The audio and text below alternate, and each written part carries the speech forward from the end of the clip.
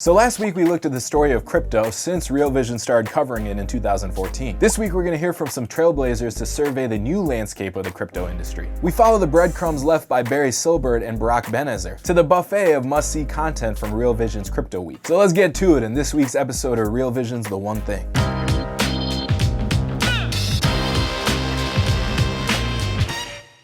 What's going on, investors? AK here. Now, I know you enjoyed the first half of Real Vision's crypto coverage, but that was just the beginning. In our first crypto episode of The One Thing, we concluded that cryptocurrencies have value, but the market can't exactly agree on how much. For part 2, we're going to look at what is currently bringing value to the crypto space and what the future might look like. We had guests like Barry Silbert, who runs a crypto investment fund, and Barak Benezer, who's creating the first sovereign cryptocurrency in the Marshall Islands. The crypto industry has grown exponentially, and just one example of that is the Grayscale Bitcoin Trust, a subsidiary of Silbert's digital currency group. Last week, he joined us again to discuss how far crypto tech has come. He breaks down the digital world, Decentraland. So one of the areas that we have invested heavily, one of the projects we invested heavily in, this is going to make your head spin, is something called Decentraland. So Decentraland is a virtual world. It's a metaverse, and it's a play on our hypothesis that in the future people are going to spend more time in a virtual world, and that virtual world will likely be kind of VR, like goggles. And so Decentraland is similar in concept to, if you remember, Second Life. Yeah. Okay. So with a few key differences. Number one, the land in Decentraland is ownable. So every parcel of land you can buy, and you can speculate on the land, you can build on land, you can lease out the land.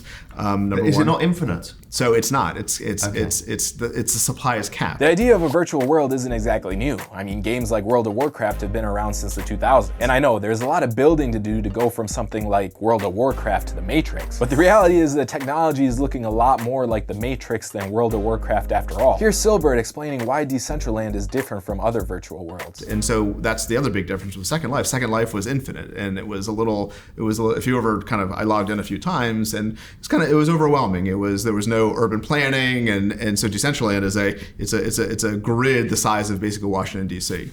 So you can own the land, and then there's an in-world currency called Mana, M-A-N-A, that is tradable like any other digital currency.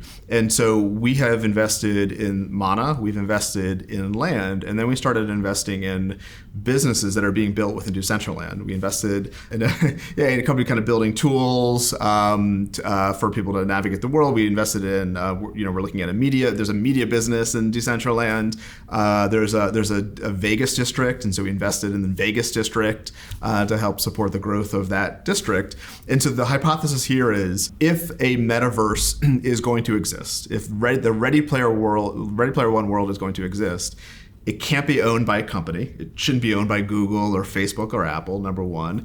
Two is, it is a platform for discovery, meaning if you want to go ride a roller coaster in the virtual world, I don't think that you're going to go to your computer and say, show me roller coasters in VR. You'll put your goggles on, you'll drop into the world, and there'll be a AI avatar that will show you the way to the roller coasters within the virtual world. So the opportunity for landowners to monetize their land is really interesting. There's an advertising play there. You could have a whole advertising network within Decentraland. The picture that Silbert paints here certainly sounds a lot more like the Matrix than World of Warcraft to me. We don't know what other crypto-fueled digital universes will look like in the future, but technologies like Decentraland are showing us what the potential could be. Whether it's converting the US dollar to Mana to buying your own piece of Decentraland, gambling in virtual Vegas, or running your own digital business, the future of the cryptoverse is being built right now. Now, the crypto revolution hasn't just influenced these virtual worlds, but they've influenced the real world as well. Barak Benezer is the lead of the group that created the SOV, which is the world's first sovereign cryptocurrency based in the Marshall Islands. Benezer joined Real Vision to talk about creating the SOV, touching on issues of acceptance, privacy, and how it solves micro-level problems for the Marshall Islands, and how it can grow into a massive macro-level opportunity for the concept of a sovereign cryptocurrency. Here he is addressing that micro-level problem. So the Marshall Islands have 1,153 islands,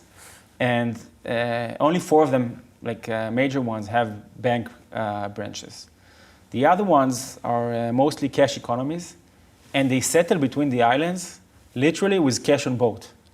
There's a boat going with cash US dollar into the ocean and settling accounts between the islands.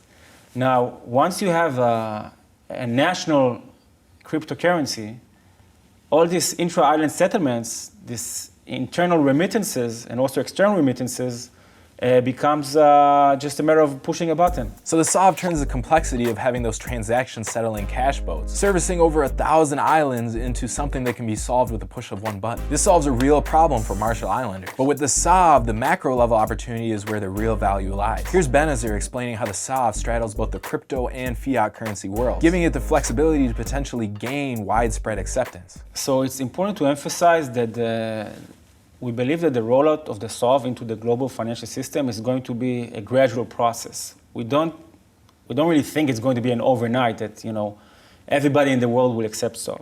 So that being said, SOV has the benefits of think about like a bridge between these crypto islands and the mainland.